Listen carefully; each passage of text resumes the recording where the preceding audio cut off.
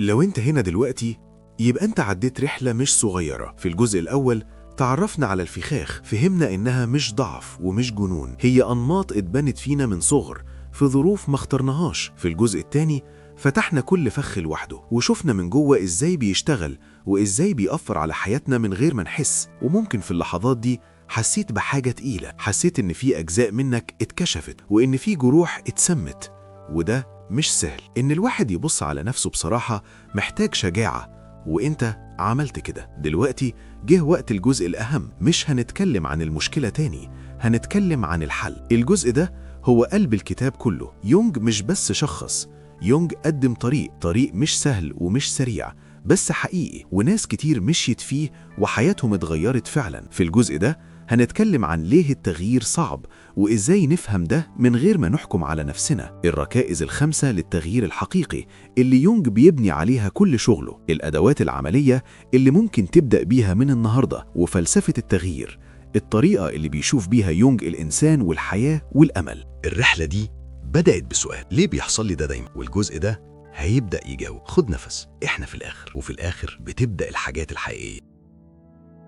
الجزء الأول: لماذا التغيير صعب؟ في سؤال بيجي في بال كل واحد بيبدأ رحلة التغيير، سؤال بيجي في لحظة إحباط أو بعد انتكاسة أو بعد ما يلاقي نفسه بيكرر نفس الخطأ تاني. السؤال ده بيقول: أنا فاهم المشكلة، فليه مش بتغير؟ والإجابة مش عشان أنت ضعيف، والإجابة مش عشان أنت مش بتحاول، الإجابة أعمق من كده بكتير. أولاً، التغيير بيهدد الهوية. يونج بيقول حاجة عميقة جداً: الفخاخ مش بس عادات، هي هوية.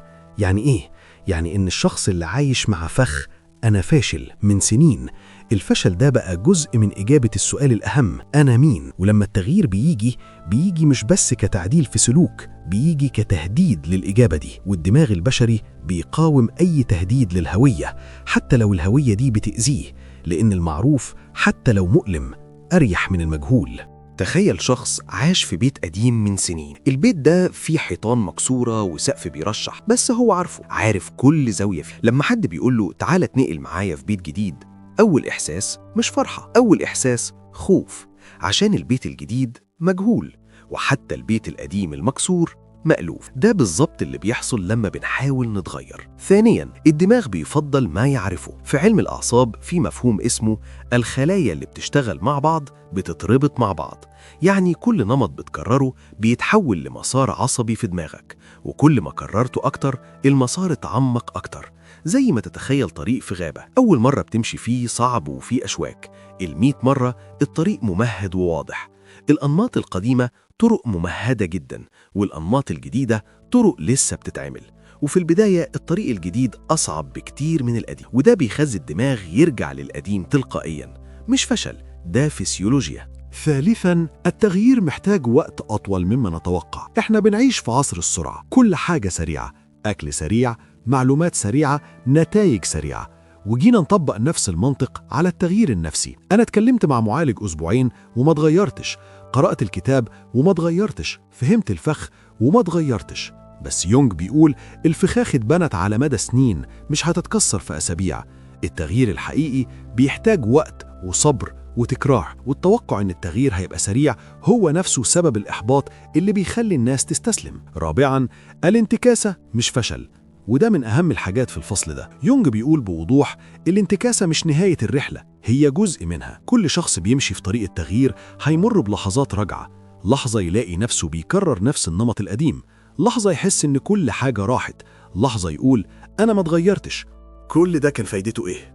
خليني أحكي لك عن نور كانت شغالة على فخ الإخضاع من شهرين، كانت بتتعلم تقول لأ، وكانت بتحس بتحسن. وفي يوم موقف حصل في شغلها، مديرها طلب منها تعمل حاجة مش في دورها، وهي من غير ما تفكر قالت ورجعت البيت وبكت. أنا رجعت للأول، ما اتغيرتش. بس اللي نور ما شافتوش إنها بكت. قبل شهرين ما كانتش هتبكي، ما كانتش هتحس بأي حاجة، كانت هتقول وتكمل وعادي. دلوقتي هي قالت وحست بألم. الألم ده مش فشل، الألم ده دليل إن حاجة اتغيرت، الوعي جه، والوعي خطوة ضخمة. خامساً، التغيير السطحي والتغيير الجذري. يونج بيفرق بين نوعين من التغيير. التغيير السطحي إنك تغير السلوك من بره، من غير ما تشتغل على الجرح من جوه، زي ما تحط ضمادة على جرح محتاج عملية. الضمادة بتغطي بس الجرح لسه جوه، وده بيحصل كتير. ناس بتقرأ كتب وبتطبق نصايح وبتحس بتحسن مؤقت، وبعدين الأنماط بترجع لأن الجذر ما اتلمسش. التغيير الجذري إنك تنزل للجرح الحقيقي، تحس بيه وتشتغل عليه من جوه، ده أصعب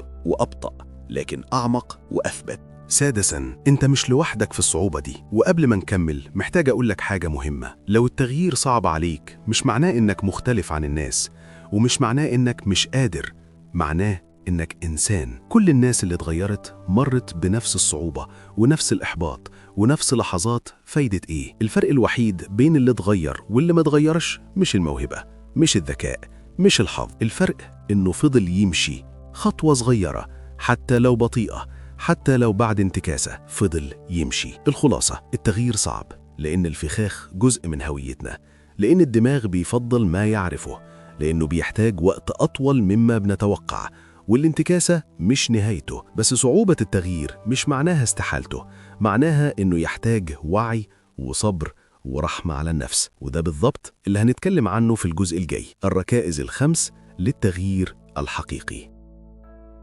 الجزء الثاني، الركائز الخمس للتغيير الحقيقي. تخيل إنك عايز تبني بيت، مش بيت عادي، بيت هيفضل واقف، هيتحمل الرياح وهيبقى دافي من جوه. محتاج حاجة واحدة قبل أي حاجة تانية، أساس متين. من غير أساس الحيطان هتتشقق والسقف هيقع، وهتفضل تصلح وتصلح من غير ما حاجة تتصلح فعلا. التغيير النفسي بالظبط زي البيت، ممكن تغير سلوكك، ممكن تقرأ كتب، ممكن تروح محاضرات، بس من غير أساس حقيقي الأنماط هترجع والفخاخ هتصحى وهتلاقي نفسك في نفس المكان. يونغ بيقول إن الأساس ده مبني على 5 ركائز. 5 ركائز لو شغلتهم مع بعض التغيير الحقيقي بيبدأ. الركيزة الأولى الوعي، إنك تشوف الفخ، وده اللي عملناه مع بعض في الفيديوهين اللي فاتوا. بس خليني أوضح ليه الوعي مش بس معلومة. الوعي الحقيقي بيجي في 3 مستويات. المستوى الأول المعرفة الفكرية، أنا عارف إن عندي فخ الهجر، ده كويس بس مش كفاية. المستوى الثاني التعرف في اللحظة، لما الفخ بيصحى تعرفه وانت فيه، أنا دلوقتي الفخ بيشتغل، ده أعمق وأصعب. المستوى الثالث الفهم العاطفي، مش بس بتعرف الفخ، بتحس بالجرح اللي تحته، بتتواصل مع الألم الحقيقي. المستويات ال3 دول مع بعض هو الوعي الكامل. الركيزة الثانية الشغل المعرفي، تتحدى الأفكار. يونج بيقول إن الفخاخ بتشتغل من خلال أفكار تلقائية، أفكار بتيجي بسرعة وتبان حقيقية. الشغل المعرفي معناه إنك توقف الأفكار دي وتفحصها وتسألها أنت دليلك إيه؟ أداة عملية، المحاكمة العادلة. تخيل إنك قاضي في محكمة والفكرة التلقائية دي متهم، مهمتك مش إنك تحكم عليه بسرعة، مهمتك إنك تسمع الأدلة. الفخ بيقولك أنا فاشل، القاضي بيسأل الأدلة إيه؟ فشلت في حاجة واحدة، وفين الأدلة المعاكسة؟ نجحت في حاجات كتير. الحكم العادل مش أنا فاشل، الحكم العادل أنا إنسان بينجح وبيفشل. الشغل المعرفي مش معناه إنك تكون إيجابي بشكل مصطنع، مش معناه تقول كل حاجة تمام وإنت عارف إنها مش تمام، معناه إنك تكون عادل مع نفسك، تشوف الصورة الكاملة مش بس الجزء اللي الفخ بيوريهولك. الركيزة الثالثة الشغل العاطفي، تتواصل مع الطفل الداخلي، وده أعمق ركيزة وأهمها. يونج بيقول إن الفخاخ مش ساكنة في العقل، هي ساكنة في القلب، وعشان كده المعرفة وحدها مش بتشفي، لازم تنزل لمستوى المشاعر. وهنا بيجي مفهوم الطفل الداخلي. الطفل الداخلي مش فكرة شاعرية، هو تعبير عن الجزء منك اللي لسه شايل الجروح القديمة، اللي لسه بيستجيب بطريقة الطفل الصغير، اللي لسه بيستنى حد يشوفه ويقول له أنا هنا. أداة عملية، الحوار مع الطفل الداخلي. اقعد في مكان هادي وتخيل الطفل اللي كنته في أصعب لحظة في طفولتك، مش بتحكم عليه، مش بتتجاهله، بتكلمه، بتقول له أنا شايفك، أنا عارف إنك اتألمت وإنت ما كنتش غلطان. ممكن تحس إن الكلام ده غريب، ممكن تحس بدموع من مكان مش عارف منين، ده مش ضعف، ده شفاء بيحصل. وفي تمرين تاني يونج بيستخدمه، كتابة رسالة من البالغ للطفل. اكتب رسالة لنفسك وانت صغير، قول فيها اللي كان محتاج يتقال، انت مش غلطان، ما كانش المفروض يحصل كده، انت كنت تستاهل احسن. الرسالة دي مش هتبعتها لحد، لكن الكتابة نفسها بتحرر حاجة من جوه. الركيزة الرابعة الشغل السلوكي، تكسير الأنماط. يونج بيقول إن التغيير لازم يتجسد في أفعال حقيقية، مش بس في التفكير، مش بس في الإحساس، في القرارات اللي بتاخدها كل يوم. وده بيحصل بطريقة واحدة، إنك تعمل عكس ما الفخ بيقولك، خطوة صغيرة. اللي فخه بيقوله ما تجركش عشان هتفشل، يجرب. اللي فخه بيقوله ما تقولش رأيك، يقول. اللي فخه بيقوله اقبل المعاملة دي، يرفض. وهنا يونج بيحذر من حاجة مهمة، مش معناه إنك تعمل كل ده في يوم واحد. التغيير السلوكي المفاجئ بيرهق وبيوصل لانتكاسة. الصح خطوة صغيرة جدا، صغيرة درجة إنها تبان مش بتفرق، بس بتفرق، لأن كل خطوة صغيرة بتبني دليل جديد في دماغك، دليل بيقول ممكن. وكل ممكن صغيرة بتكسر جزء من يقين الفخ. مثال عملي، شخص عنده فخ الإخضاع، ما بيقدرش يقول لأ. مش هيبدأ بلأ كبيرة، هيبدأ بلأ صغيرة جدا، زي إنه يختار هو الأكلة في الأوضة، أو يقول أنا مش جعان دلوقتي لما حد يعرض عليه حاجة صغيرة بس حقيقية. ومع الوقت اللأ بتكبر والصوت بيقوى والفخ بيضعف. الركيزة الخامسة، العلاقات الآمنة. التغيير بيجي مع الآخر، وده أهم ركيزة وأكثرها تأثيراً. يونج بيقول جملة بتلخص الفكرة دي كلها: الفخاخ اتكونت في علاقات وهتتشافى في علاقات. ليه العلاقات مهمة في التغيير؟ لأن الفخاخ اتعلمت من تجارب مع ناس، والدماغ محتاج تجارب جديدة مع ناس تانية عشان يتعلم إن الصورة القديمة مش الوحيدة. لما تلاقي علاقة فيها أمان وفيها قبول وفيها حد بيشوفك وما بيترككش، دماغك بيبدأ يبني نمط جديد، نمط بيقول في ناس بيفضلوا، في ناس بيحبوا من غير شروط، في ناس ممكن تثق فيهم. والعلاقة دي ممكن تكون علاقة بمعالج نفسي متخصص، وده الأقوى لأن المعالج متدرب يشوف الأنماط ويساعدك تشتغل عليها، أو علاقة صداقة عميقة وآمنة، حد بتقدر تكون نفسك معاه من غير أقنعة، أو علاقة رومانسية صحية لما تلاقي شريك عنده قدرة الأمان والثبات، مش بيهرب ومش بيأذي. بس هنا لازم أقولك حاجة مهمة، العلاقات الآمنة دي في البداية ممكن تحس إنها غريبة، لأن الأمان مش مألوف، والدفء مش مألوف، والقبول من غير شروط مش مألوف، والدماغ بيشك فيها وبيقول في حاجة مش تمام، الناس دي بتمثله أو هيتغيروا. ما تهربش من العلاقة الآمنة عشان غريبة، الغرابة دي دليل إنها مختلفة عن اللي اتعودت عليه، وإن دماغك بدأ يتعلم حاجة جديدة. الركائز الخمسة مع بعض. يونج بيقول إن التغيير الحقيقي مش بيجي من ركيزة واحدة، لازم التلاتة الأولى مع بعض. على الأقل الوعي، بدون ما تشوف الفخ مش هتقدر تشتغل عليه. الشغل المعرفي، بدون ما تتحدى الأفكار هتفضل مصدقها. الشغل العاطفي، بدون ما تنزل للجرح التغيير هيفضل سطحي. الشغل السلوكي، بدون أفعال حقيقية التغيير هيفضل في دماغك بس. العلاقات الآمنة، بدون الآخر الرحلة أصعب وأبطأ بكتير. الخلاص، التغيير الحقيقي مش سر ومش معجزة ومش بيحصل بالصدفة، هو عمل على 5 ركائز، شغل يومي خطوة خطوة، بعضها صعب وبعضها محتاج وقت، بس كل خطوة فيهم بتقربك أكتر من الحياة اللي تستاهلها. في الجزء الجاي هنتكلم عن الأدوات العملية، الحاجات اللي ممكن تبدأ بيها من النهاردة. الجزء الثالث، الأدوات العملية للتغيير. في فرق كبير بين إنك تعرف الطريق وبين إنك تمشيه. كتير مننا عارفين كتير، عارفين إن الرياضة مهمة، عارفين إن الأكل الصحي مهم، عارفين إن النوم الكافي مهم، وبرضه مش بنعمل، لأن المعرفة من غير أداة زي خريطة من غير حذاء، شايف الطريق بس مش ماشي. يونج في الكتاب ده مش بس شرح الفخاخ ومش بس حدد الركائف، هو قدم أدوات حقيقية وعملية، ناس استخدمتها وحياتهم اتغيرت. النهاردة هنتكلم عن أهم 5 أدوات.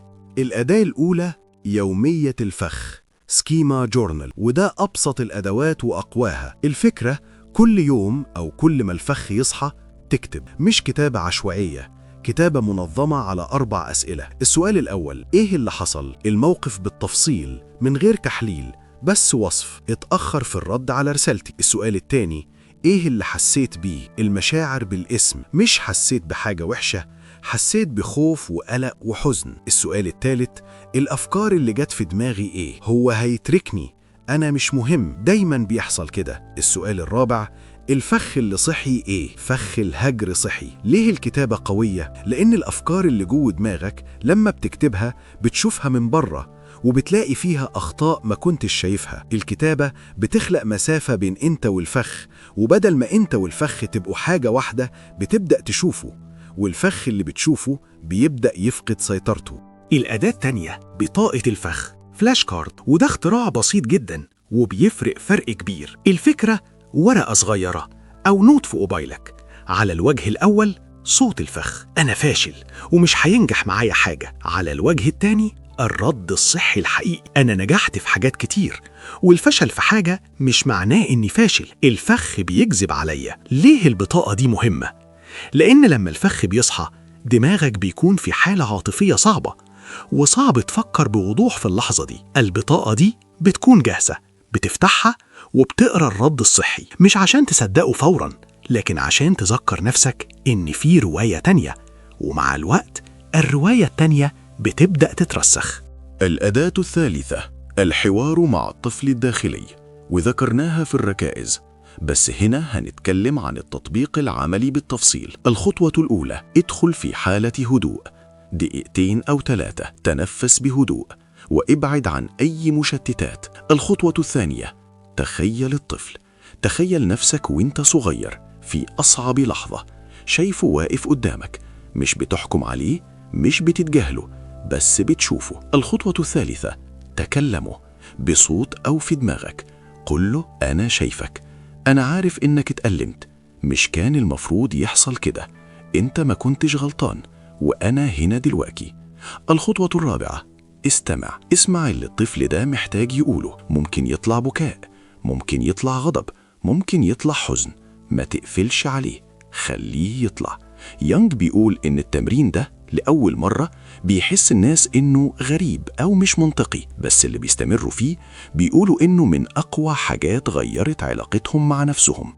الأداة الرابعة رسائل المواجهة العاطفية، وده من أقوى أدوات يونغ. الفكرة إنك تكتب رسالة للشخص اللي اتبنى فيه الفخ من علاقتك بيه، أب، أم، أخ، معلم، أي حد. مش رسالة مؤدبة، رسالة حقيقية فيها الغضب اللي ما تقلش، والحزن اللي ما تبكاش، والاحتياج اللي ما تعبرش عنه، وكل اللي كان محتاج يتقال ولم يقل. قواعد الرسالة: أولاً، اكتب من غير ما تراجع، مش محتاج تكون الكتابة صح أو منظمة، خليها تطلع زي ما هي.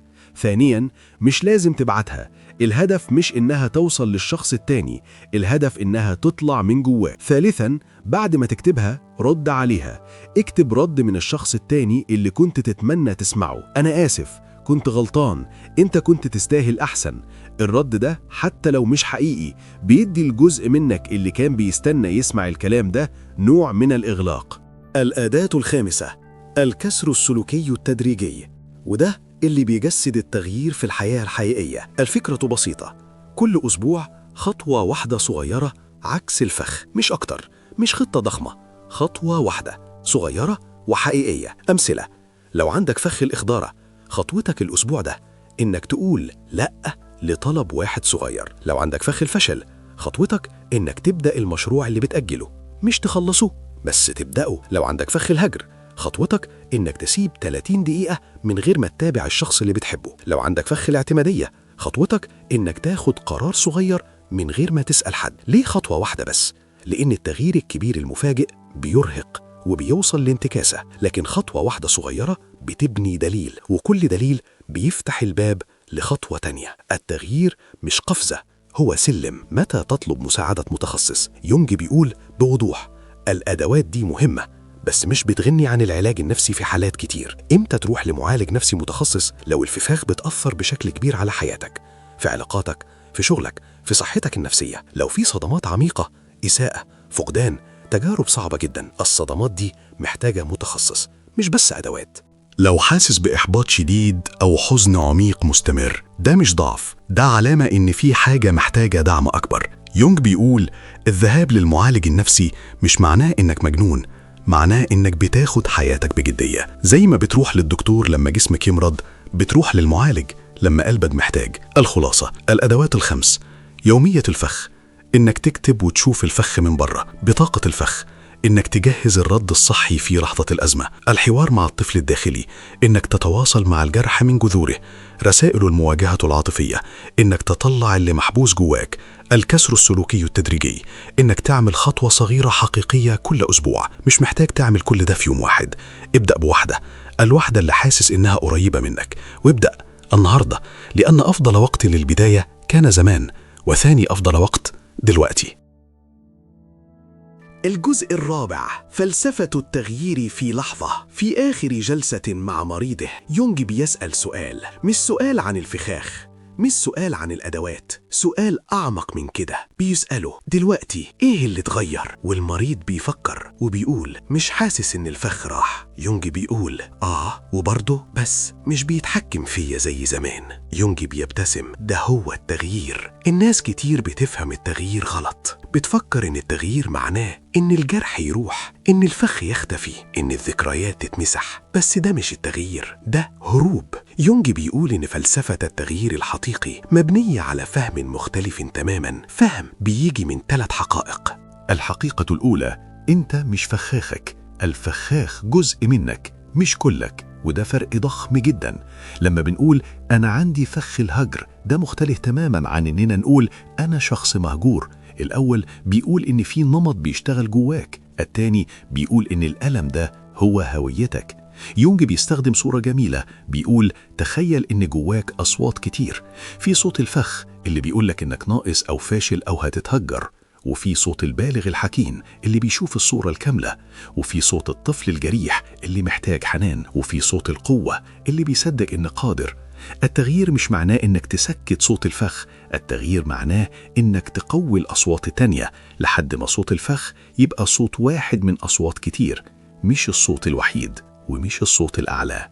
الحقيقة التانية: الرحمة على الذات شرط مش اختيار. يونج بيقول حاجة صدمت كتير من مرضاه: التغيير مش هيحصل من القسوة على النفس. كتير مننا بيفكر إن الطريق للتغيير هو إنك تكون أكثر صرامة مع نفسك. لازم أتغير. ليه مش بتتغير؟ انت ضعيف. بس يونج بيقول ان القسوة دي هي نفسها جزء من الفخ. الشخص اللي عنده فخ المعايير التي لا ترحم بيحاول يتغير بنفس الأسلوب اللي خلق الفخ، بيعاقب نفسه عشان يتعلم، بس التعلم مش بيجي من العقاب. الرحمة على الذات مش معناها انك تتساهل مع نفسك، مش معناها انك تقول عادي انا كده ومش هتغيرش. معناها انك تعامل نفسك بنفس الحنان اللي بتعامل بيه صاحبك لما بيمر بوقت صعب. لو صاحبك قالك انه بيحاول يتغير وبيغلط، مش هتقوله انت فاشل وضعيف، هتقوله انا فاشر بيك انك بتحاول، والغلط جزء من الرحلة. انت تستاهل نفس الكلام ده. في بحث علمي مهم جدا ذكره يونج: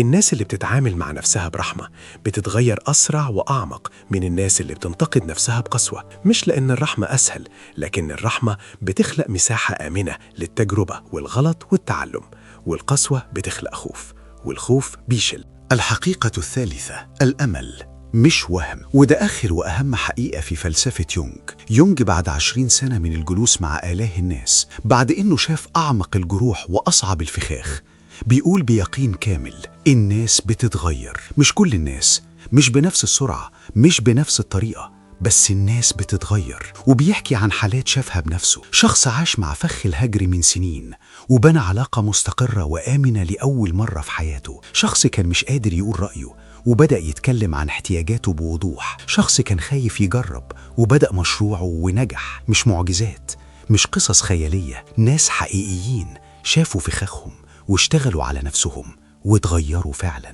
يونج بيقول إن الأمل ده مش مبني على تمني، مبني على حقيقة علمية واحدة: الدماغ البشري بيتغير. في علم الأعصاب في مفهوم اسمه النيوروبلاستيستي، يعني الدماغ قادر يبني مسارات عصبية جديدة في أي سن ومع أي تجربة جديدة. المسارات القديمة بتفضل بس بتضعف، والمسارات الجديدة بتتبنى وبتتقوى.